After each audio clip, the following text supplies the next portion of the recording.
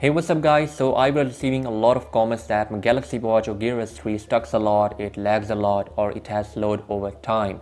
So in this video I have some solutions for you guys that you can use to run your Galaxy Watch a bit faster. So the first thing that you should know is that the Galaxy Watch has a limited storage of 4 gigabytes. So you don't have enough storage on the Galaxy Watch to load a lot of apps or watch faces. For example, here I have a ton of watch faces, and if I don't delete the older ones, my Galaxy Watch will continue to load the space over time and it will start to slow it down. In order to run it smoothly, you need to clear up the older watch faces, and same goes with the applications in the Galaxy Watch.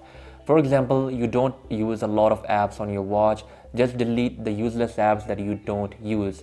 And also make sure you double press the home button to clear the recent apps running in the background. It will also help you to save battery life on your Galaxy smartwatch, as well as it will run smoothly. And the last thing that I want to mention with the Galaxy Watch is that if still your Galaxy Watch doesn't run a bit faster, you have to press down this power button for a few seconds until it says rebooting on the Galaxy Watch main screen.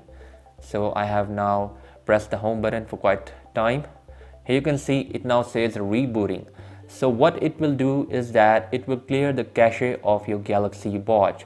In this way the cache will be cleared, and now your watch may run a bit faster depending on the usability, depending on the storage used, and depending on the apps present on your watch.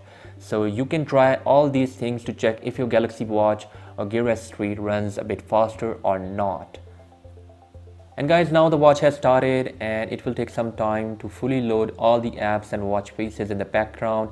Let me know your thoughts below in the comment section and tell me what happens with your Galaxy Watch after clearing up the cache. And I'll catch you guys in the next one. Until then, bye bye.